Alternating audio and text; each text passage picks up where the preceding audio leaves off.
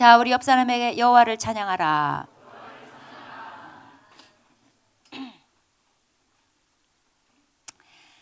자, 오늘 하나님 말씀은 지난주와 같은 본문인데 마태복음 14장 22절부터 33절까지입니다. 저랑 한 절씩 교독하도록 하겠습니다.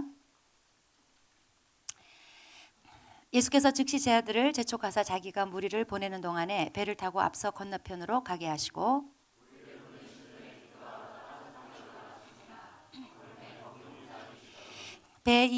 배가 이미 육지에서 술이나 떠나서 바람이 거스름으로 물결로 말미암아 고난을 당하더라.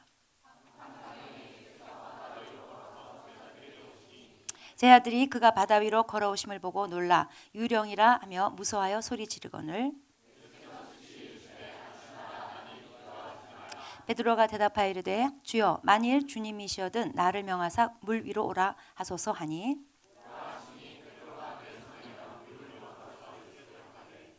바람을 보고 무서워 빠져가는지라 소리질러 이르되 주여 나를 구원하소서 하니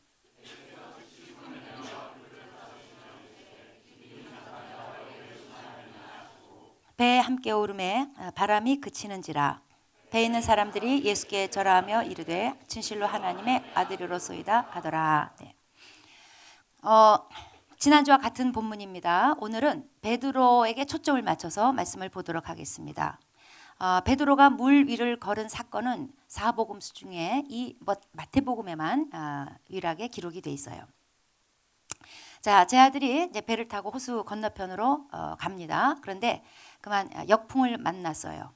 그래서 바람과 파도에 막 그냥 밀려가지고 제 아들이 이제 바다 한복판에서 씨름을 하게 됐습니다. 이때가 밤 사경, 그러니까 새벽이에요. 근데 그때 물 위로 어떤 물체가 걸어옵니다. 제 아들이 겁에 질려가지고 유령이다 이렇게 소리쳤어요.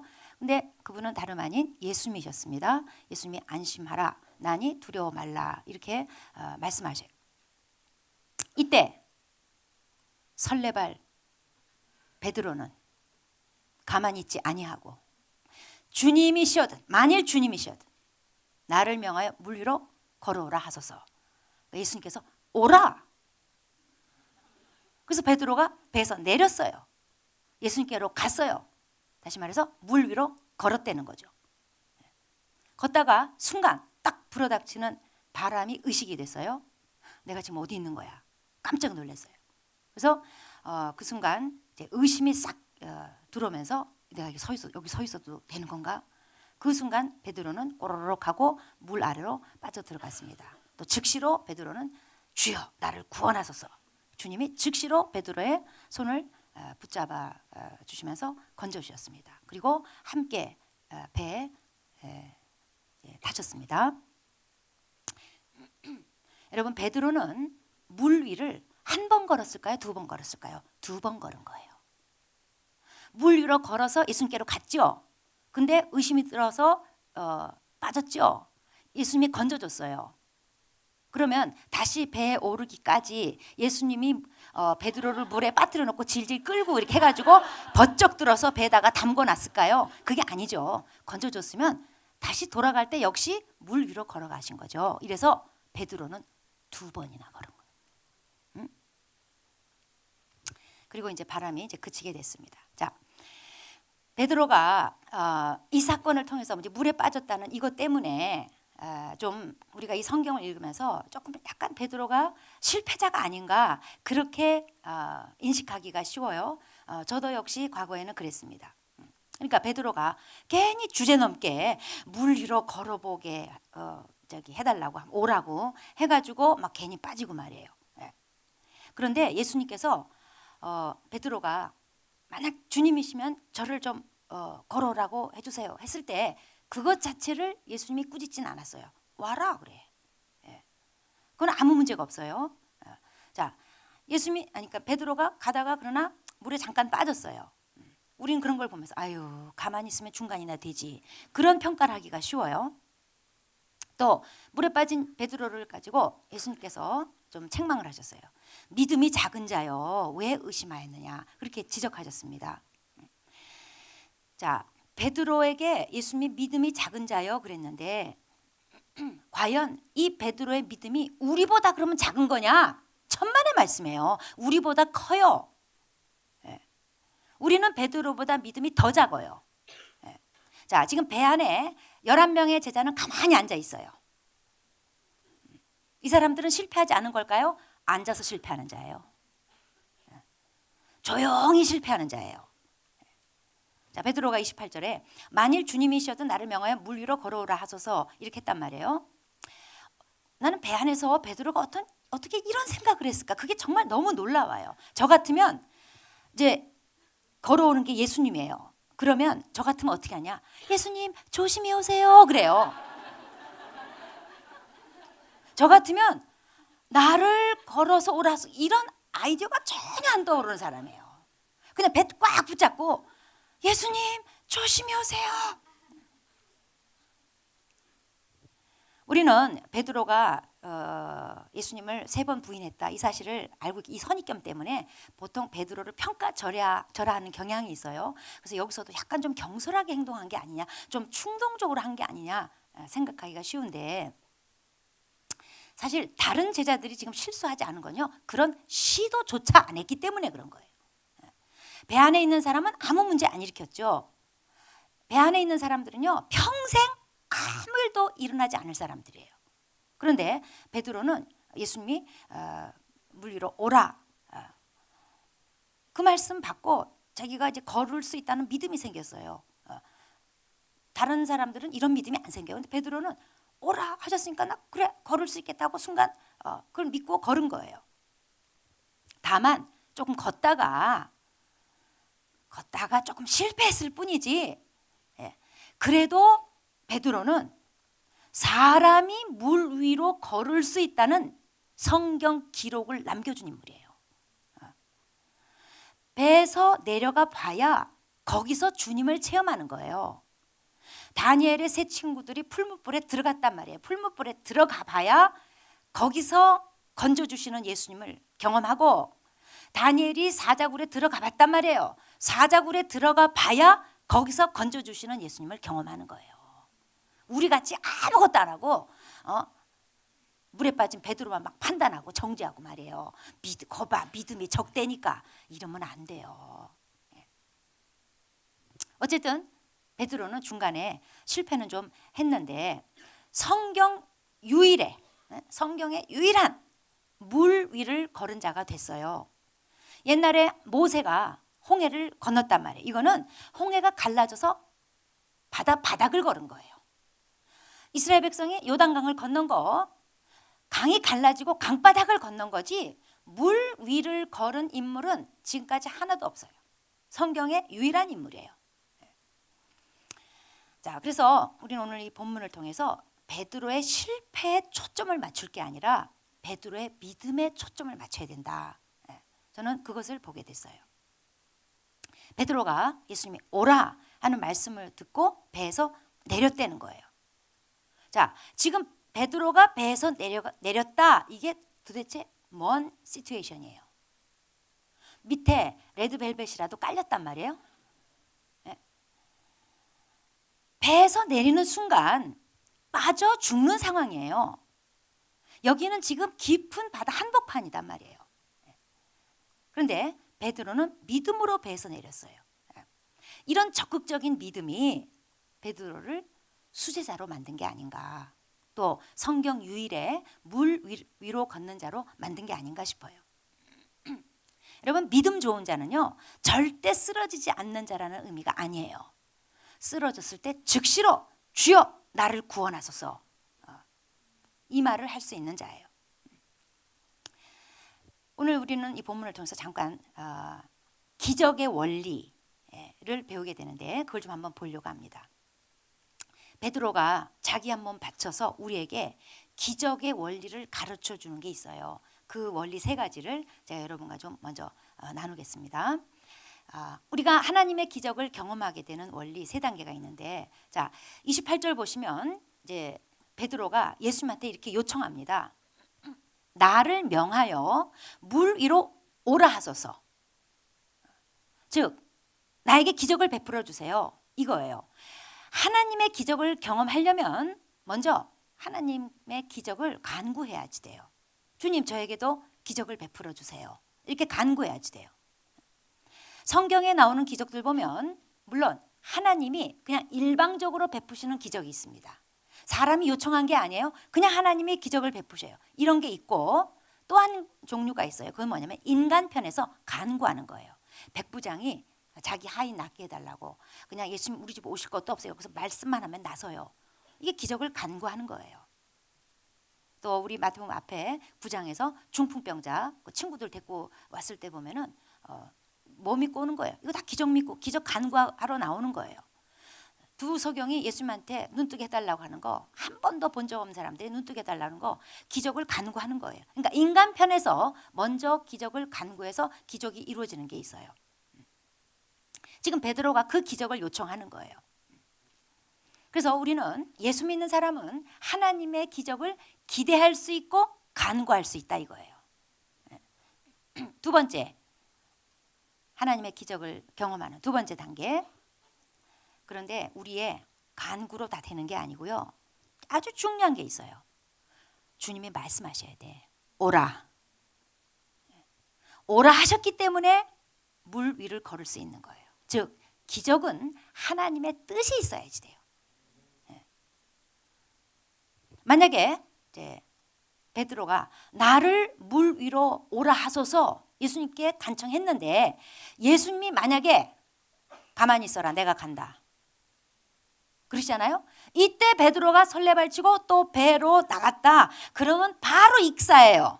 다음날 기사 떠요. 베드로 갈릴리에 수장되다.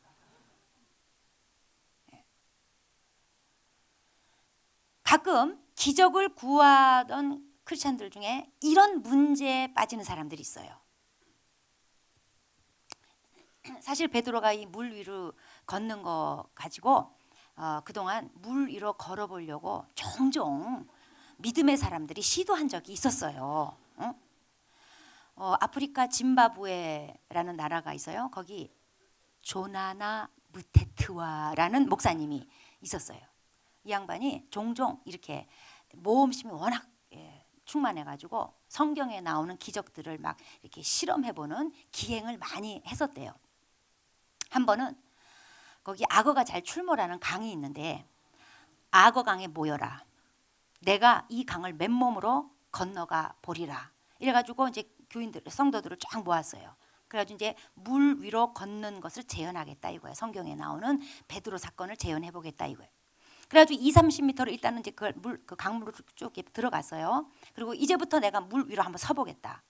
근데 그때 갑자기 악어 3마리가 나타난 거예요. 3마리가 나타나서 이 목사님이 피할 겨를도 없이 그냥 물어 뜯어버렸어요. 그때 그걸 지켜보던 성도들이 막 그 구조대 부르고 난리가 났는데 순식간에 다 뜯어먹었어요. 그 성도들 보는 눈앞에서 목사님이 순식간에 사라진 거예요. 자기 믿음을 증거해 보려고 무한도전이 아니라 무모한 도전 한 거죠. 그건 믿음이 아니에요. 가끔 하나님의 뜻도 아닌데 혼자서 몇십 미달 하나님이 날 사랑하신다면 이렇게 해줘야 됩니다. 하나님이 살아계신다면 나를 물 위로 걷게 해줘야 됩니다. 이런 식으로 도전하는 사람들이 있어요. 그건 믿음이 아니에요. 그건 자기 희망이에요. 희망과 믿음은 달라요. 희망은 내 뜻이고 믿음은 하나님의 뜻에 내가 반응하는 거예요. 그래서 여기 베드로가 나를 명하사 물 위로 오라 하소서 한 거예요. 지금 베드로가 물 위를 걸은 이 기적에서 우리가 절대로 간과해서는 안 되는 점에 이게 아주 굉장히 중요한 사실이에요. 베드로가 예수님한테 나를 명하사 물 위로 오라 하소서 이건 뭐냐면요. 주님 말씀해 주세요. 주님 뜻이란 말씀해 주세요. 그 얘기예요. 자, 우리가 하나님의 기적을 경험하는 원리 세 번째 단계. 기적은 예수님의 말씀에 인간이 믿음으로 순종할 때, 믿음의 순종의 행동을 할 때 일어나는 거예요. 자, 베드로가 예수님의 오라 하는 말씀을 믿고 갔단 말이에요. 만약에 예수님께서 오라 하셨는데 베드로가 아무리 생각해봐도 그건 좀 아니야. 그래서 배 꽉 붙잡고 한번 해본 소리예요. 됐어요. 그러면 아무 일도 안 일어나요. 그냥 베드로는 배 타고 가는 거예요. 열왕기 5장에 보면은 나아만 장군, 문둥병 들린 나아만 장군 병 고친 얘기가 나와요. 엘리사가 나아만 장군한테 요단강 7번 들락날락 하쇼. 그러면 낫을 거요. 그랬더니 이 장군이 버럭 화를 내요. 아니 내 문둥병 고치는 거하고 저 요단강하고 뭔 상관이라고. 나를 뭘로 보고 이러는 거냐. 그래서 이제 안 하려고 돌아가려고 하니까 그 종들이 아이고 문둥병 그 불치병 못 고치는 거 이보다 더한 것도 하라면 할 판국인데 한번 믿어보고 한번 해보시라고. 물론 종들이니까 이런 식으로 말하지는 않았겠죠. 아주 겸손하게 했겠죠. 응? 그러니까 믿져야 본전이니까 이 설득에 넘어가가지고 진짜로 요단강 7번 들락날락 했더니 싹 나서 버렸어. 엘리사의 말 믿고 순종하는 행동과 함께 기적을 경험한 거예요. 자, 주님은 어쨌든 이런 단계를 거쳐서 우리에게 이제 기적을 일으키시는데, 그런데 주님의 이런 초자연적인 일, 기적은 자주 일으키는 건 아니에요. 항상 예외적인 거예요. 주님은 기본적으로 자연 법칙을 존중하세요. 예수님은 원칙적으로 자연 법칙을 따르셨어요. 왜? 자연 법칙을 만드신 분이기 때문에. 우주에 있는 자연 법칙은요, 누가 만들었어요? 주님이 만드신 거예요. 주님은 그걸 부인하지 않아요. 그래서 예수님이 이 땅에 오셔서 자연 법칙을 따라 사셨어요. 초자연 법칙은 거의 예외적인 일이었어요. 그래서 예수님이 갈릴리를 건너 다니실 때 항상 배 타고 다니셨어요. 물 위를 걸으신 건 여기 딱 한 번이에요. 그래서 오늘 이 말씀에 32절에 보면은 베드로 이제 건져가지고 같이 돌아와서 베드로와 함께 배에 오르셨다 그러잖아요. 나머지는 배 타고 가신 거예요. 기적 보여주느라고 말이죠. 야, 너희들은 배 타고 가라. 나 옆에서 한번 걸어가 볼게. 그래가지고 계속 걸어가셨다. 그거 아니에요. 배를 타고 가셨어요. 배가 있으므로 배를 타고 가신 거예요. 주님은 자연 법칙을 존중하세요. 이때 예수님이 기적을 일으킨 건 다만 제자들을 구원하고 그 다음에 제자 훈련시키느라고 그랬던 것뿐이에요. 자동차 고장나면 어떻게 해야 돼요? 카센터 가야 돼요. 물론 기적적으로 차가 낫는 경우도 있어요. 근데 기본적으로 카센터 가야 돼.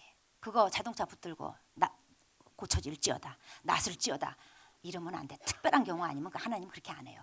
카센터 가야 돼요. 가전제품 고장나면 어떻게 해야 돼? AS 받아야 돼. 그 가전제품 붙들고 나을지어다 뭐 이러면 안 돼요. 자연 법칙을 활용해야지 돼요. 개인적으로 아프면, 기본적으로 아프면 병원 가야 되고 약 먹어야 돼요. 주님이 오라 하면 믿습니다 하고 물 위를 걷는 거예요. 그런데 주님이 오라 하는 것 없이 그냥 믿습니다 이렇게 하고 방치하고 있으면 큰일 나요. 이걸 만용이라고 그래요. 이거 위험한 거예요. 자, 어쨌든 지금 이 사건은 베드로의 신앙과 불신앙 이것을 동시에 보여줍니다. 그래서 지금까지는 베드로의 믿음 측면을 봤고 이제부터는 베드로의 의심 측면, 불신앙 측면을 좀 보려고 합니다. 자, 베드로는 예수님이 오라 하셨을 때 배에서 내려가지고 물 위로 걸어갔어요. 믿음은 주님 말씀에 근거한 우리 행동이에요. 주님 말씀에 근거한. 그래서 믿음이 있다. 이건 뭐냐? 우리가 그 일을 해낼 능력이 있다가 아니에요. 베드로가 물 위를 걸을 수 있는 능력이 있다. 그게 아니에요. 믿음이 있다건 뭐냐? 주님 말씀 근거해서 감히 내가 행동하겠다. 그거예요. 자, 베드로는 오라 하시는 주님 말씀에 행동을 한 거예요. 그것에 근거해서 행동을 한 거예요. 물 위를 걸어간 거예요. 그런데 여기 이제 오늘 30절에 보니까 그만 바람을 보고 무서워했대요. 잘 가다가 바람을 보고 무서움이 확 들어온 거예요. 강한 바람을 보니까 물 위를 걸었던 베드로의 믿음이 바람과 함께 사라졌어. 강한 바람. 베드로가 물 위를 걸을 때 예수님 바라보고 갔겠죠. 뭘 바라보고 갔겠어요? 그 앞에 자기를 부르시는 예수님 바라보고 갔단 말이에요. 보다가 시선을 뺏겼어. 바람을 봤어요. 이때 사람에게 무서움이 들어오는 이건 너무 당연하고 자연스러운 거예요. 근데 문제는 뭐냐? 시선을 바꾸니 믿음이 날아가는 게 문제다 이거예요. 믿음이 없으면 우리에게 자연 법칙이 적용되는 겁니다. 믿음이 있으면 자연 법칙 위에 있게 돼요. 초자연 법칙이 적용돼요. 자, 어쨌든 베드로가 물에 빠졌어요. 도와달라고 하니까 예수님께서 즉시로 손을 내밀어서 건져주셨습니다. 이때 예수님께서 베드로한테 지적을 하셔요. 믿음이 작은 자야, 왜 의심하였느냐? 자, 이걸 통해서 우리가 알 수 있는 거는 의심은 믿음을 빼먹는 거예요. 우리가 믿었어요. 그런데 의심이 들어오죠. 그러면 우리에게 있는 믿음이 빠져나가요. 의심이 들어온 만큼 믿음은 사라져요. 의심과 믿음은 절대 공존할 수 없어요. 자, 베드로가 오라 하는 그 말씀 받고 배에서 내릴 때는 그때는 믿음이 큰 자였어요. 그런데 바람을 보자 의심이 싹 들어왔단 말이에요. 그와 동시에 믿음이 싹 날아갔어요. 그 순간 믿음이 작은 자가 된 거예요. 그러니까 배에서 내릴 때는 믿음이 큰 자로 내렸고 바람을 보고 의심이 들어오고 믿음이 날아갔기 때문에 믿음이 작은 자가 된 거예요. 한순간에 믿음이 큰 자에서 믿음이 작은 자가 된 이게 우리의 삶이에요. 우리 뭐 맨날 물에 빠져 살지 뭐. 베드로는 나는 이거 묵상할수록 정말 훌륭하신 분이세요 진짜로.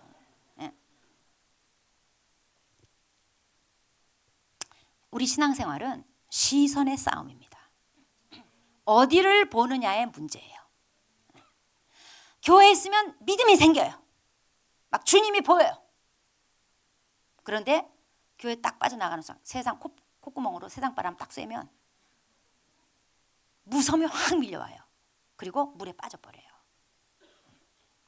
우리 믿음은 현실 앞에서 끊어져 버려요. 제가 옛날에 조그만 선교신학원 운영할 때 하나님이 해라 하라 그래서 했단 말이에요. 아무 계산 없이 초자연적으로 물 위를 막 걸으면서 했어요. 그러다가 어느 순간 갑자기 가만있어 봐. 이거 지금 수지타산 맞나? 동계산 해봐야 되겠다 해가지고 그날 집에 가서 이 안 되는 머리로 계산을 이제 막 해봤어요. 계산 결과 답이 딱 나왔어. 완전 망하는 거야. 그 순간 저는 물에 빠졌어요. 그래가지고 제가 베드로보다 못하니까 베드로는 바로 거기서 날 구원하소서 그러잖아요. 저는 딴 말 했어요. 날 죽여주소서. 계산 딱 하는 순간 이게 망하는 거더라고요. 이게 안 되는 일이에요. 그래서 제게 나온 답은 날 죽여주소서. 그래가지고 막 눈물 펑펑 막 통곡하면서 막 날 죽여주시라니까 그냥 막 기도를 했어요. 그러다가 제가 기억은 희미한데 그게 환상을 봤는지 그날 밤에 꿈을 꾼지 기억은 없어요. 그런데 환상 같아요. 하여튼 기도 중에 주님이 나 너 죽이려고 그러는 게 아니라 너 훈련시키려고 그러는 거다 하면서 우리 집 아파트 그 베란다에 제가 조그만 애기고 예수님이 나의 아빠예요. 그래가지고 나를 붙잡고 베란다에서 이렇게 흔들곤 그러니까 애는 막 밑에 보고 막 거기서 막 이제 나 죽었다지 그런 제 모습을 보여줍니다. 이거 너 죽이려고 그런 게 아니라 너 이뻐서 그러는 거야. 지금까지는 제가 주님이 하라 그 말씀만 보고 왔어요. 주님만 바라보고 왔을 때는 아무 문제가 없었어요. 저는 물 위를 초자연적으로 걷고 있었어요. 그런데 현실을 계산하는 순간 두려움이 딱 들어오고 의심이 팍 생기면서 확 빠져버린 거예요. 물론 예수님이 저도 건져주셨어요. 자, 하나님이 이스라엘 백성한테 가나안 땅 들어가라 그러셨어요. 그냥 믿고 가면 돼요. 그런데 신명기 1장 22절에 보면은 열두 정탐꾼 하나님이 가라 그래서 간 게 아니라 이스라엘 백성이 의심이 되니까 걱정이 되니까 정탐 합시다 이래가지고 모세가 이제 허락하는 거예요. 괜히 정탐꾼 보내가지고 나중에 민수기 13장에 이제 그 가서 정탐한 거 보고 내용이 나오는데 거기에 보고 내용이 모두 9절이에요. 9절 동안 제가 세 보니까 보고 큰 장대 같은 거인을 보고 안악자손을 보고 뭘 보고 그들의 보고가 전부 다 보고야. 그러니까 이제 결론이 뭐냐면 우린 죽는다야. 본 것에 가면 우린 죽는다예요. 하나님이 가나안 땅 가라. 그러면 가면 되지. 왜 계산해? 왜 정탐해? 가라면 가는 거지. 계산하면 정탐하면 현실을 보면 반드시 물에 빠지게 돼 있어요. 믿음 떨어지게 돼 있어요. 죽는다 산다 막 별소리 다 하게 돼 있어요. 풍랑에 시선을 뺏기면 안 돼요. 풍랑을 밟고 계신 예수님께 시선 고정. 네. 물 위에 서 있는 자기를 보는 순간 무섭지 않을 사람이 누가 있어요? 의심하지 않을 사람이 누가 있어요? 이건 굉장히 당연한 거예요. 우리 그리스도인들의 승리라는 거는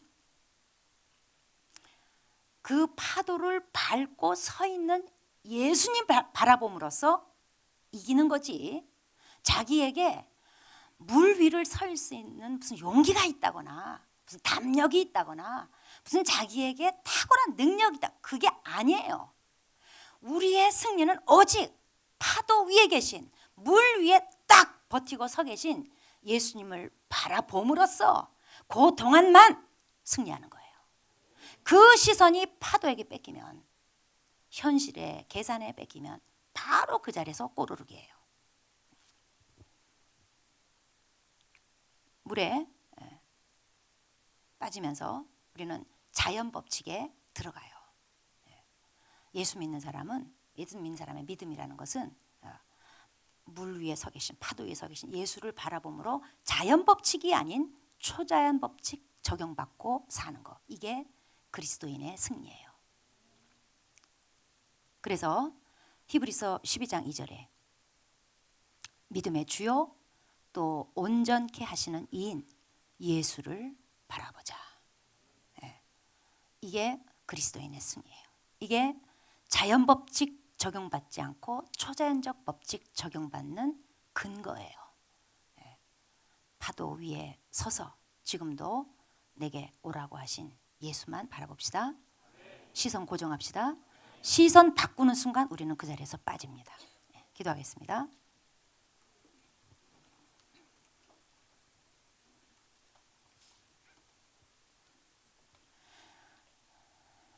자, 지금 이 자리에 세상 풍랑에 시달리고 있는 사람들이 있습니다. 도저히 계산상 현실적으로 타개가 될 수 없는 그런 상황 가운데 있는 사람들이 있습니다.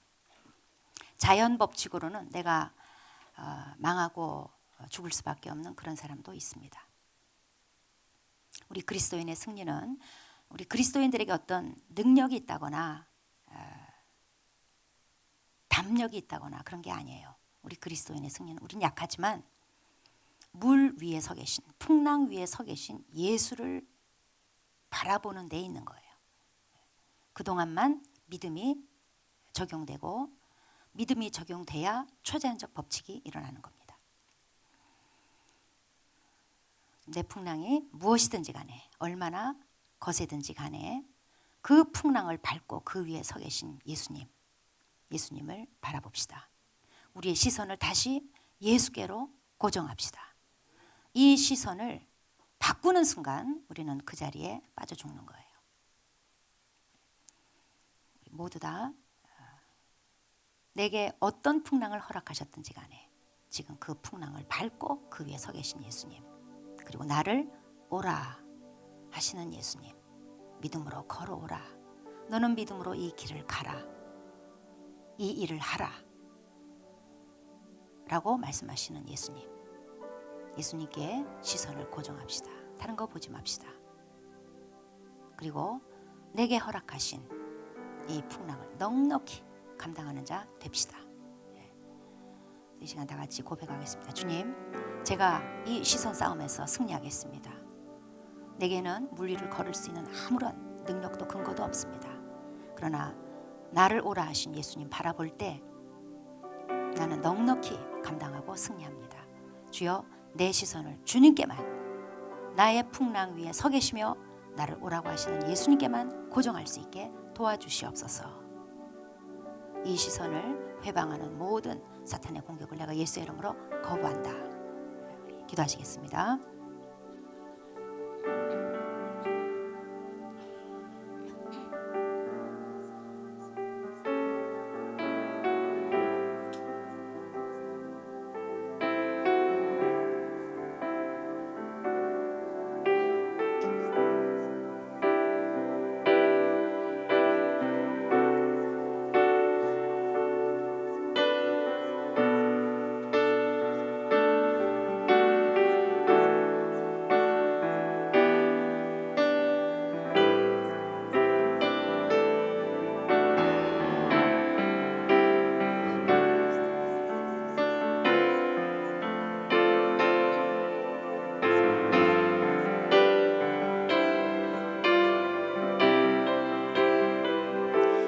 주님, 나에게 어떤 큰 바람을 허락하셨든 어떤 파도를 허락하셨든 주님은 그 바람 위에, 그 파도 위에 계십니다.